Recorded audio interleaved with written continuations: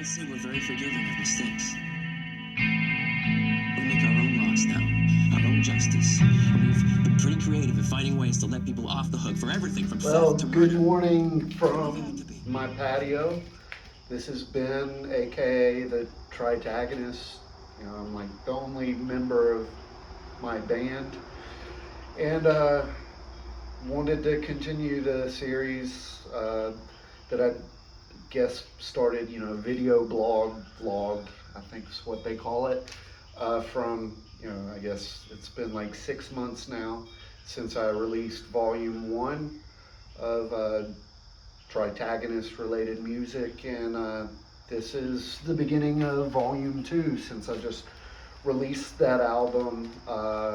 What's it been, like week and a half or so from, well, me recording, at this very moment.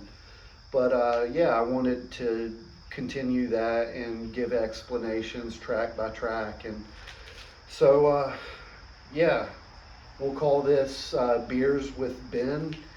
Today I've got Not Your Father's root beers.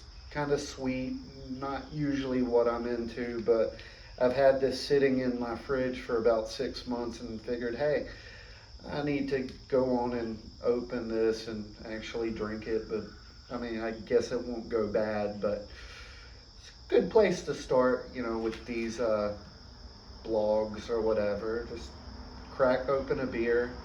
And like I said, I've had this sitting in my fridge for 6 months or so.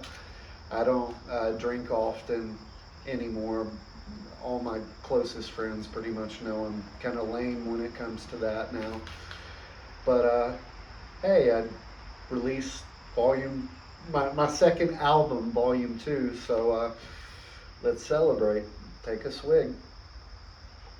So, Volume 2 is entitled Durance Vile, I think is how that's pronounced. And it's this like archaic French word that it basically means like a long prison sentence sort of thing.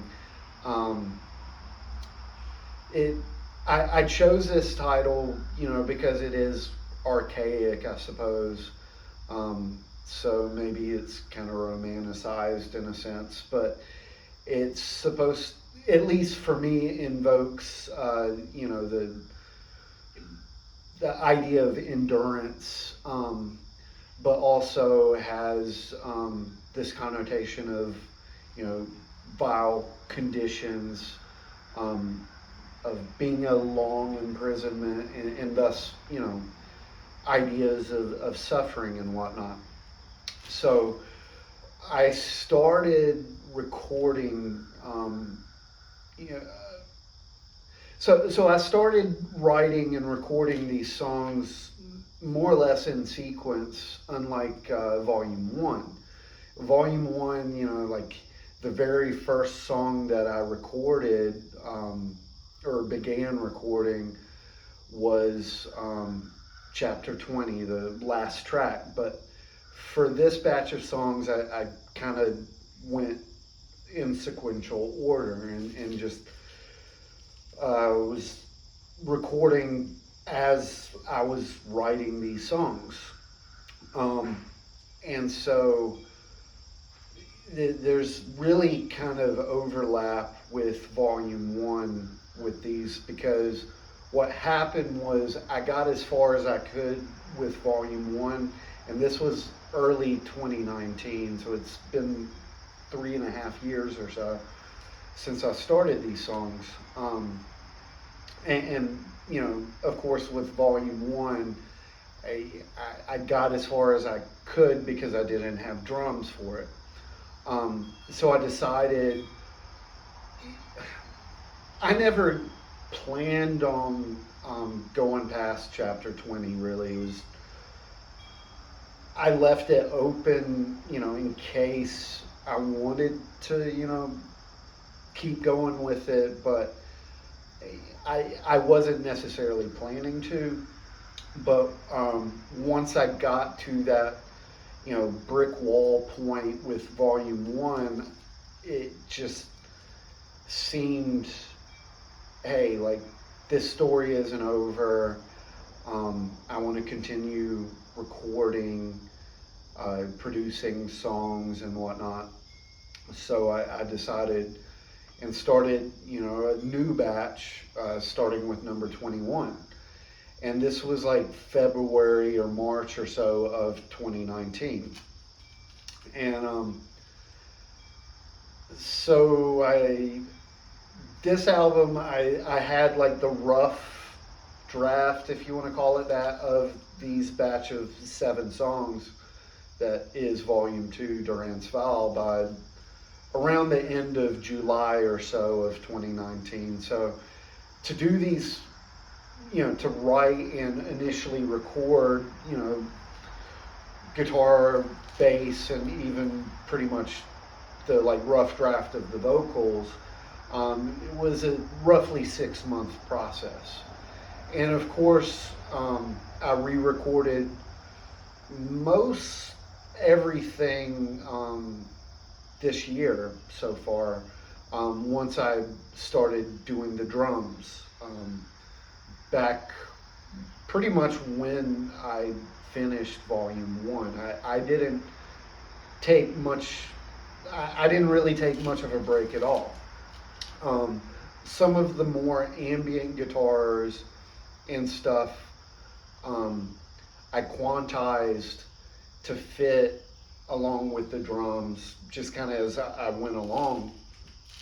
And so some of the more like ambient guitars are, the original recordings, just quantized.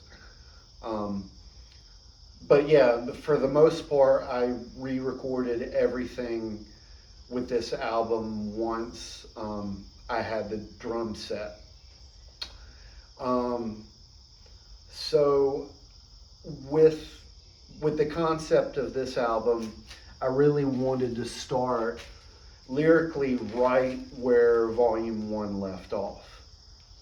So even though I was, recording in 2019, I had written Volume 1 in, like, lyrically speaking, late in 2016.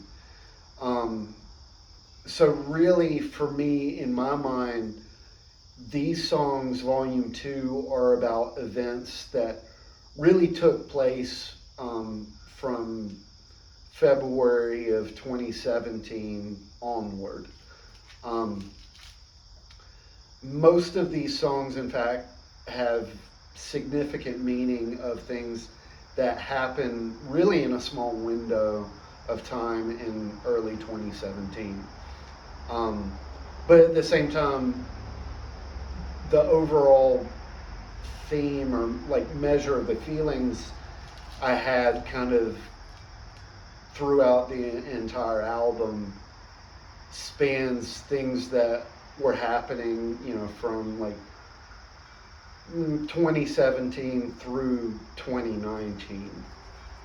Because a lot of things changed and happened in that period concerning, my mentor, as well as the woman I wanted to marry, which, I mentioned throughout the Volume 1 videos, blog, vlog, whatever, posts.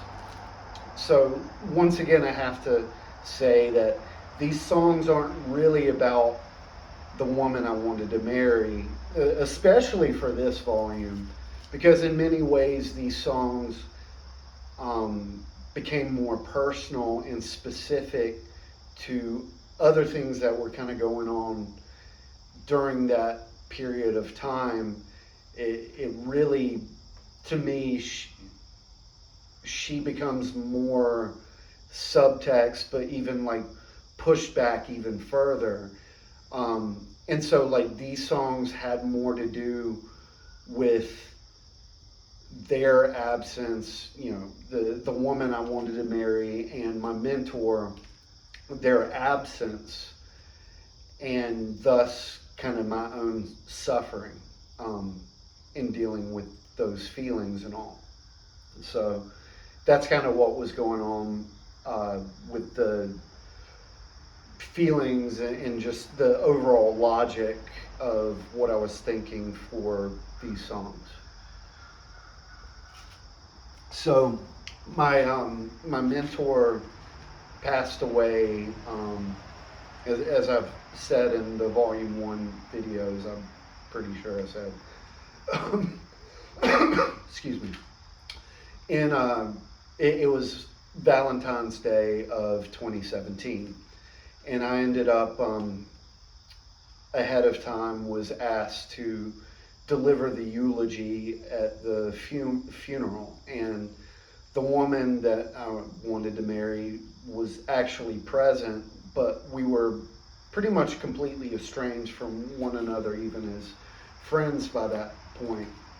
And that had to do mainly because I had given an ultimatum in faith, but she had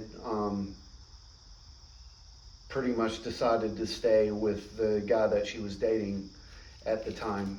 And I've had some people tell me that they thought that I had actually done something kind of wise in this ultimatum, that I'd set healthy boundaries and stuff like that. And that's up to interpretation, I suppose. I think some people would think that, and other people, especially other people who maybe knew both of us or whatever, would completely disagree with that and basically think that I was full of shite, is what it is.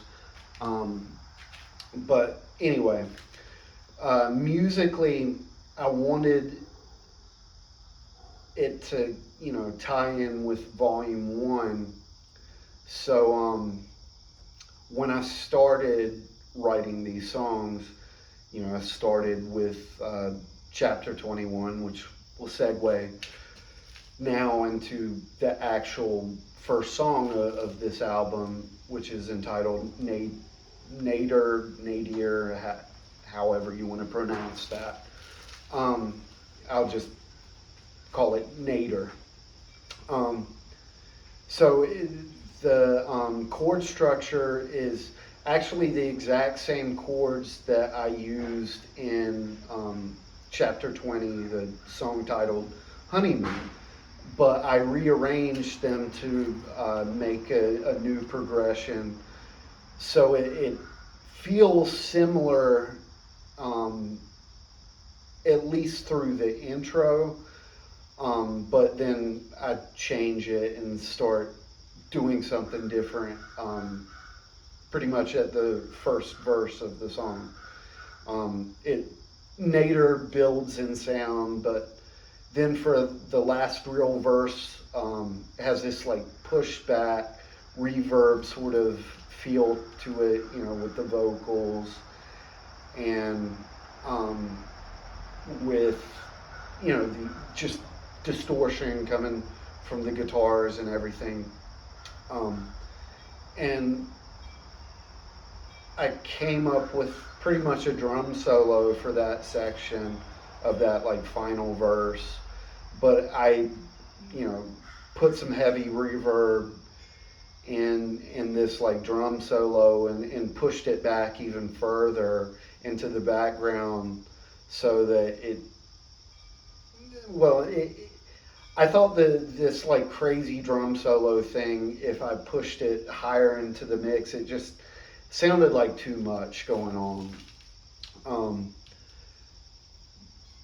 So yeah, I just wanted to push it back into the mix and have these like feedback loops going on with the guitars, and then boom, the final chorus comes, and it's this like pretty simple but I guess heavy kind of breakdown sort of thing going on. And I use this little practice amp that used to be my great aunt's, that I inherited when she passed away. It's, I don't know, like a 25 amp, or it's either 20 or 25 amp, just little tiny practice amp. But I used it to get the feedback with it, and I'm pretty sure I damaged the speaker because I was just like cranked it to 10 and just wanted to get as much feedback and noise out of it as I could. But even though it's like, I guess technically damaged, I still use the amp from time to time, but it definitely isn't nearly as clean as it used to be, like when I initially recorded this song. So anyway, 21 Nader, the literal story meaning for it is, starts where chapter 20, Honeymoon, left off. The main character, at the end of volume 1, gave 3 prophecies of sorts. He sort of saw himself as being God's mouthpiece in those moments. And so, like, the very first lines of this song say, vines, still lives, and honeymoons, and that's direct reference to the 3 prophecies in the last 3 songs of volume 1. So with that, the story goes in Nader that he was ready to die, or rather to be killed by the army that had taken him away from the village after the Aurora character awakened. And what was that, chapter 13? Or yeah, I think that was chapter 13. And just like Jesus, he cries for the people to be forgiven, for their ignorance. So he's not like saying anything out of any sense of bitterness or anything like that. Got my mouse here for my notes. Yeah, he is given the chance to recant everything he's said and thus gain his freedom, but he doesn't feel like he's capable of renouncing what he believes, and like he really believes what he said is truth. And so hence he's ready to die. But instead of death, they lead him to a long-term imprisonment, hence, the title Durance Vile. And instead of there being like a sense of direct torture, he finds instead that he's being forgotten and neglected. And like it says at the end of the song, the direct quote of the lyrics at the very end of the song is, although convinced of glorification, I receive this nadir. And glorification, references, biblical theology, as in a new body or to be in heaven before God. But instead, he's having to receive this imprisonment to be a nadir, which literally means, definition-wise, his lowest point. But really, this is rather the beginning of that lowest point. For me personally, it goes back to, like I said, February or so of 2017 when my mentor passed. Or perhaps maybe even a month before when she passed, which was like a month to the day before she passed away, was when my ultimatum had sort of come to its expiration date. When that ultimatum expiration date came, basically went to this restaurant, had told the woman I wanted to marry to meet me there at like specific time, specific date, and she wasn't there. She did message me like a week ahead of time saying that she wouldn't be there, and so I knew she wasn't going to be there, but I was there anyway because I simply said that I was going to do it. And hoped the whole time that something would have changed in that week leading up to that, breakfast meeting or whatever. But I ended up sitting there by myself listening to music and just trying not trying not to cry, weep or whatever. But right after that, I drove by my mentor's house, and she knew what I was doing and knew that I was going to be there and everything. And sat down in her living room, and like I said, she have said before, she was near the end, and she passed away because of cancer. And so she was by that point very, very weak. But we sat there in her living room, and it was like we both recognized that this was it. This was the situation with this woman I wanted to marry was supposed to be over with, but at the same time, neither one of us felt like it was over. We both like verbalized sitting there like it isn't over yet. Like, yeah, this story isn't finished.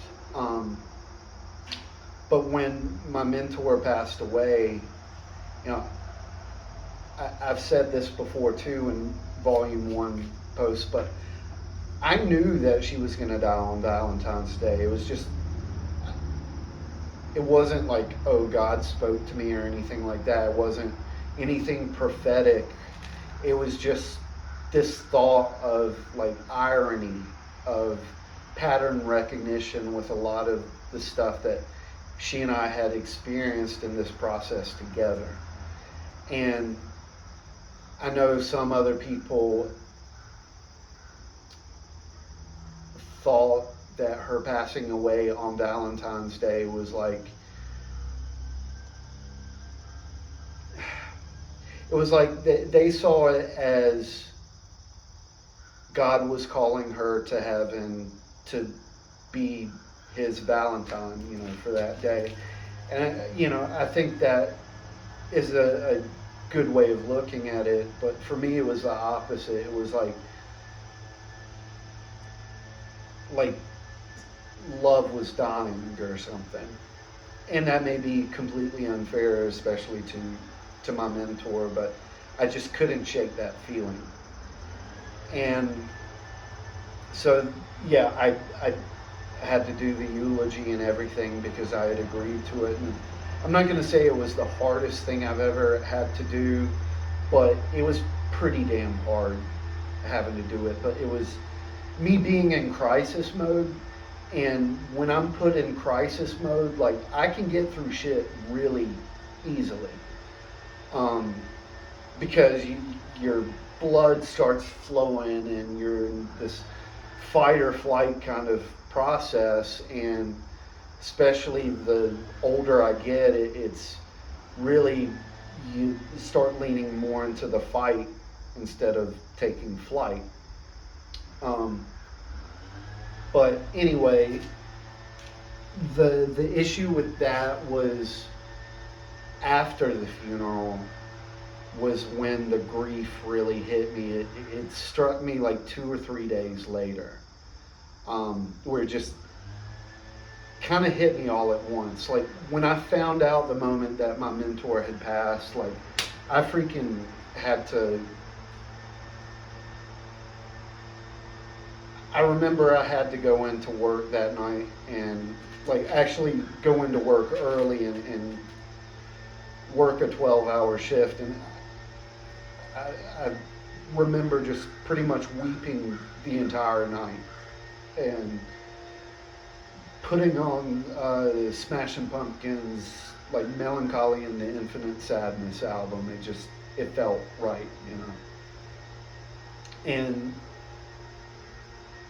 I couldn't even like write the eulogy or even start on it. I just had to take that night just to cry. But like once I was in that like fight or flight mode of I've got to come up with this eulogy and what what I'm gonna say exactly, then I just hit that crisis mode.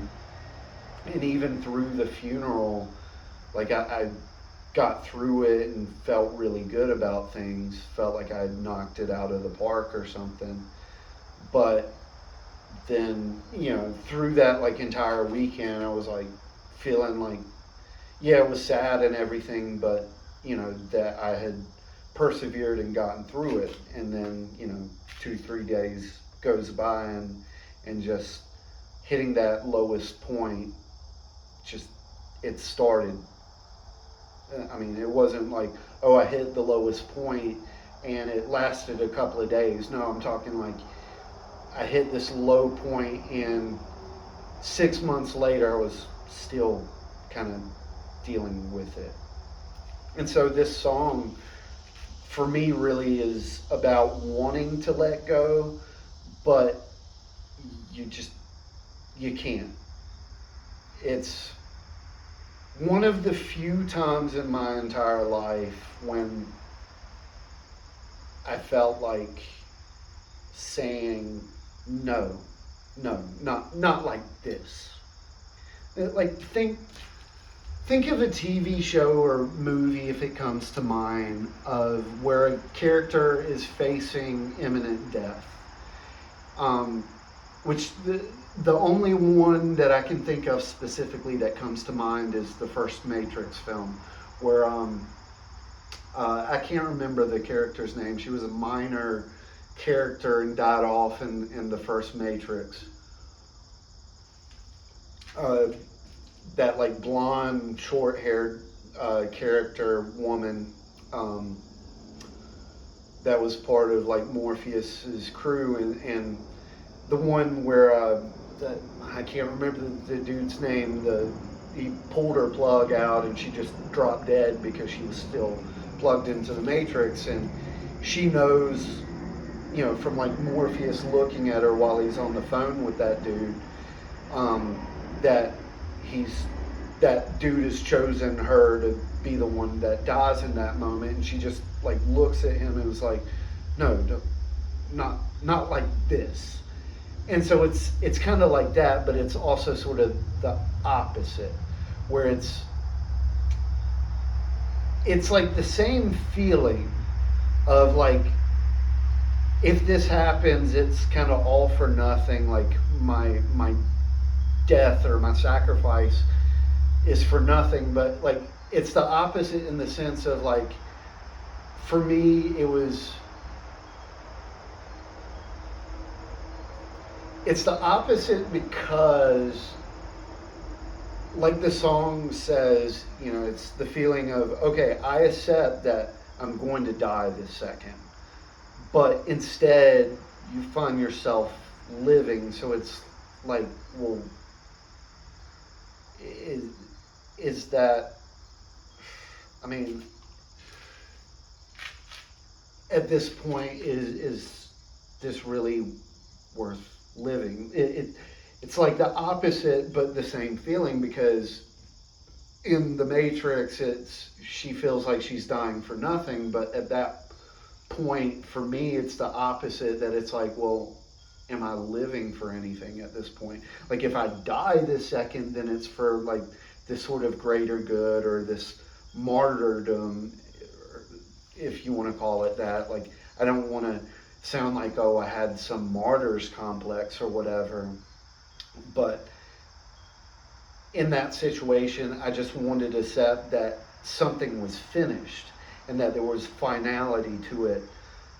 But then I found myself at the point where I was just unable to accept it. It was like, for me, I was saying, God, you did not bring me this far in this journey that I had, at that point had been on for a couple of years. I couldn't accept that it was just going to end like that. And so that's what this song is about. I guess to kind of sum it up, it isn't like, in the literal meaning for the protagonist in the story, he's ready to die. But for me, it wasn't that I was like suicidal or just accepting that I was going to die. That wasn't, the case at all. I've had moments like that in the past, but this isn't about that kind of level of depression. This is about like, I want to accept that something's over, but now that I've gotten to this point, it just seems like everything that I've gone through has been for nothing if it just ends like this. And so the only thing I want to add about this song is the beginning quote is from Battlestar Galactica, and specifically the reimagined TV show from the late 2000s. If I remember correctly, it's the last episode of season 3, and the Apollo character ends up being on. Well, he plays a lawyer at this point, but ends up on the witness stand in this trial of the Gaius Baltar character, and goes into this just insanely brilliant monologue, and that ties in with volume 1 too, because there's like one line at the very end of Honeymoon that is the beginning of this, this section of the monologue, and then it picks up right, with however, a minute and a half or whatever, continuing on with that monologue.